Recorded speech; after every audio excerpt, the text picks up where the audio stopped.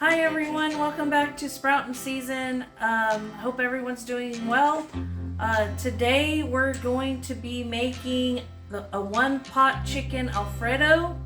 It's very simple to make and you only need one pot. Anyway, what we have here is rotisserie chicken, shredded up, deboned. Now you can make the chicken yourself and fry it up in the pan, but by all means you can cook your chicken with just some garlic and salt, pepper, but the rotisserie chicken is what we're going to make today. And we're going to use about 2 cloves of garlic that I've already peeled here. We're going to use chicken broth, and we're going to use half of this container. This is a 32 ounce 2-pound container of chicken broth, organic, and we're just using half of that, so that's about 2 cups. Okay, and I already have it here. And then we're going to use some heavy whipping cream. You're going to use half of this container, and this is a 16 fluid ounce. It's a 1 pint container. And then we're going to be using the penne pasta or pen pasta. You can use the mini penne pasta, or you can use the regular size. This is just the regular size.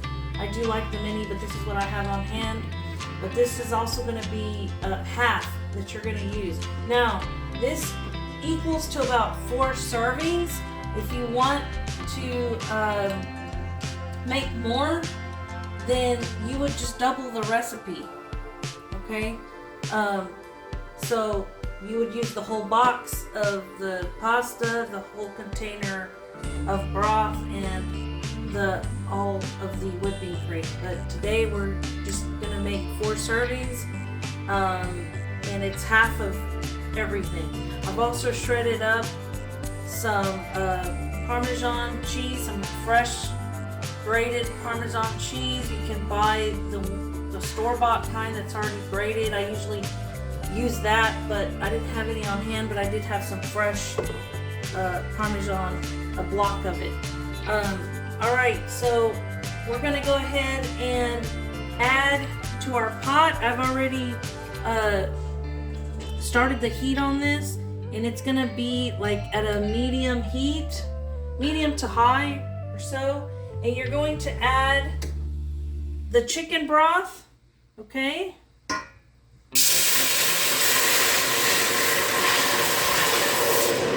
we're going to go ahead and turn on our fan here. Now we're going to go ahead and pour in our heavy cream. So you go ahead and again add your broth, which is 2 cups, and then you add 1 cup, which is half the container of heavy cream. Okay, and you let that come to a boil, and then you add your garlic, 2 cloves. I think 2 large cloves is good. And then you're going to add your pasta, and there's already just half a box in here. Just dump it in here. That's 1 pound of the box, but just add half.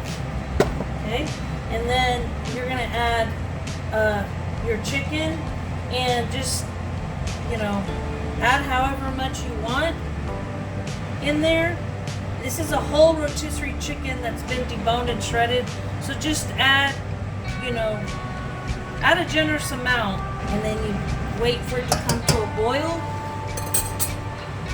And once it comes to a boil, you're gonna cover and simmer, and then when all the liquid has evaporated, almost all the liquid, not entirely, leave a little bit in there, then you're going to add your Parmesan cheese. Okay? I just wanted to show you what it looks like so far. It's boiling like a light boil right now. Okay? I gave it a good stir. And so we're just gonna just leave it boiling until the liquid is almost gone, and then we'll add our Parmesan cheese. But what I was gonna mention to you is, if you don't happen to have the Parmesan cheese on hand, you can always use grated mozzarella cheese, or you can just mix it. It doesn't have to be just Parmesan cheese, okay? And also, when you add your liquid and your chicken and pasta, you can also add, or maybe like towards the end when it's almost done, you can always add like broccoli to it. You can add a vegetable if you like, but we're gonna make ours plain today. That's it. That's what I wanted to mention to y'all. I went ahead and gave this a few stirs during the process, but it's ready for us to put our cheese. There's just a little bit of liquid in there, okay? So we're gonna go ahead and add about a cup.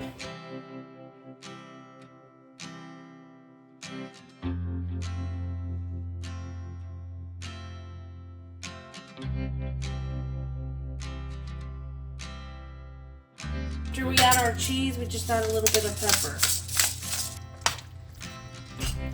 And that's it. There you have it. You don't need to add salt either. The heavy cream does it all. And the garlic and the pepper, that's all you need. And you get plenty of flavor. But